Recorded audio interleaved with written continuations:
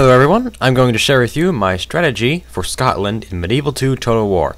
Now, you'll notice there is no sound in this video because, as I learned in my Left 4 Dead 2 videos, if the game is producing sound, you can't hear me. Okay, this is my formation. This is on the Morocco map, and as you can see, it's Scotland versus England on a big grassy plain. Gee, how original. Anyway, as you can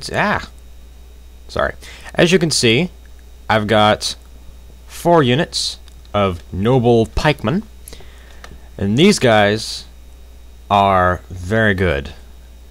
They're extremely hard to kill, and I have them very thick too. The reason I have so many ranks of them, instead of just 3, I have 1, 2, 3, 4, 5, 6, is because if some cavalry or whatever came back here and got them from the back, you know, hopefully the front would be ideally left undamaged while the back was killed. And then I could, you know, send my archers forward, or these Galloglaich I left behind here, to deal with cavalry and ward off any attacks. That's why the Galloglaich are back there, to ward off any cavalry attacks.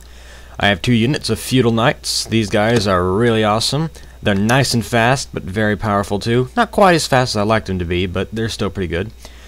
They're very hard to kill, and there's a bunch of them in one unit. There's 40, which is really nice. And then I just have some General's Bodyguard, and my Scottish General. Anyway, and I have 3 units of Highland Archers. Now, I do prefer to use noble Highland Archers, but for this battle axe I didn't have enough money. So I went for the Highland Archers, and I upgraded them. Not them, wait, did I upgrade anything at all? The cavalry. Anyway, I normally upgrade the armor of my pikemen, because they're the static core of my army. They do not move at all. I mean, they can move, it's just I never move them. And then in the front, this front row is actually kind of interesting. What I've done here is I put the Galloglaich in the middle, and then on the edges I have noble swordsmen. Now, I should have done the opposite, because the Galloglaich are heavy on attack, and the noble swordsmen are heavy on defense, as is clear by the amount of armor they're wearing.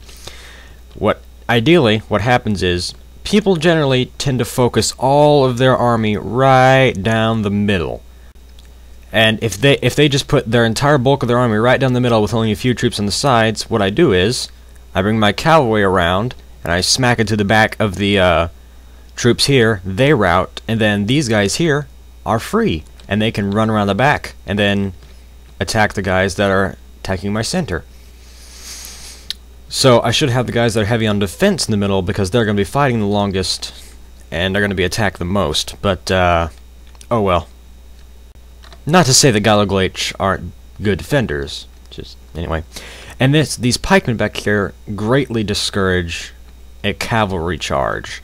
And plus, they protect my archers, because people really do not want to go around the pikemen. They just don't. They always just try to fight straight through them, which they can, but it takes a long time. And especially on this hill here, because oftentimes they'll charge troops into my pikemen, and then my pikemen will just push them back. They won't even be able to go forward or kill any of my pikemen. So, that's good. The pikemen are awesome. And I never use flaming arrows, because they do inspire fear in the enemy troops, but they take way too long to reload, and they don't seem to do very much damage, and they're not all that accurate anyway. And plus, the enemy if they're flaming arrows, the enemy can see where your archers are shooting from. Which, I mean, if your enemy doesn't know where your archers are and they're shooting, well, that's pretty handy, I would imagine. So I never use flaming arrows. Well, almost never. Sometimes I use them, but almost never. And I think that's it. So I'll go ahead and show you this strategy at work. Actually, I'm going too far. Now, this is in the late era, I believe. So my enemy over here has, of course, his Sherwood Archer, as opposed to the Longbowmen.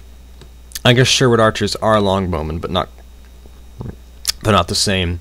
Anyway, these are probably the best archers in the game. That's arguable. Usually people say the Mongols have the best archers in the game. Yeah, maybe, but one thing is clear. These are very good archers. And you can see they have very long bows. And I'm going to speed it up here for when the battle actually starts. Just speeding it up.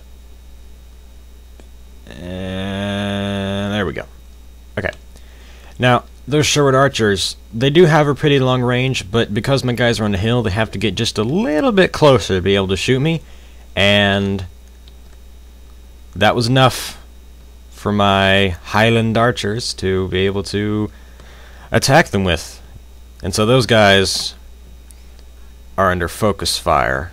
Focus fire just means I have all my archers firing on one person. See, I don't have my archers in loose formation because look at where they're firing.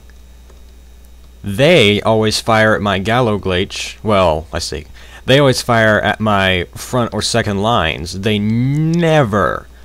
I've never once seen somebody actually fire over my first two lines and into my archers. So there's really no need. And besides, when they're all packed together like that, they can hit their mark easier because all their buddies next to them, they can just copy their actions.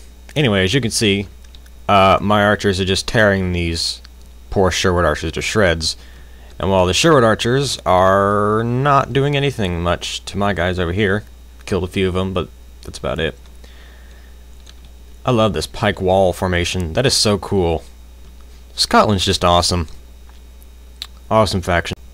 Anyway, as you can see, he sent his general's bodyguard, and I think one other unit over here, trying to attack me.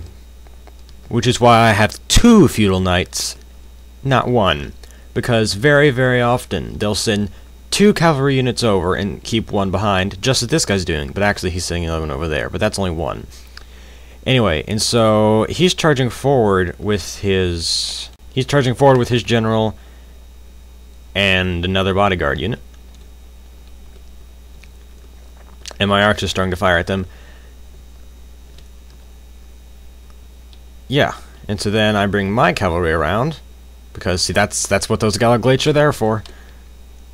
And now he had a bit of bad luck, this guy here. I don't quite know where his general is, but his general died. There he is, right there. Yeah, his general died like that. His general died very quickly because he got in front of my pikes, and that just totally messed him up.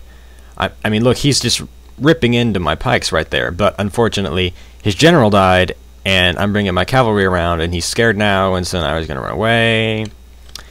Yeah, so that's always nice, to kill a general that early on, but that was really unlucky of him. That actually would have been very devastating had the general not died. I would have been able to contain it and ward it off, but, I mean, they would have been able to continue cutting into my pike. The nice thing about pikemen, though, is like on a hill like this, they're dead, but their pikes are still sticking out. And so, and those pikes, they're still pikes, so they can still do some damage. Anyway, and so those guys are coming for me now. And so these Galloglaich back here, I have them here for this very reason, to ward off cavalry attacks.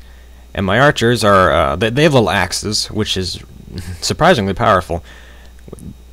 Yeah, I decided I don't want my archers to be attacking these guys, so now I gave them the order to continue firing at these archers over here, which came closer for some reason. So anyway, as you can see, they're just turning around and attacking them.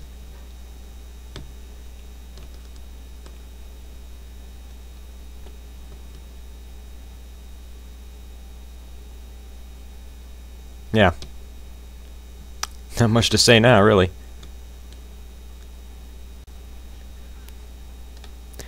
I decided to bring my cavalry forward because these Sherwood archers are very far ahead of the army, and because he doesn't have any cavalry left, oh well, he does, but not very much, I'm just gonna rip those guys to shreds. And since their general's dead, it should be pretty easy. Fortunately, I just barely missed those guys, but I did get those guys right there. And now for some reason I just decided I didn't want to fight these guys, even though there's only 15 of them.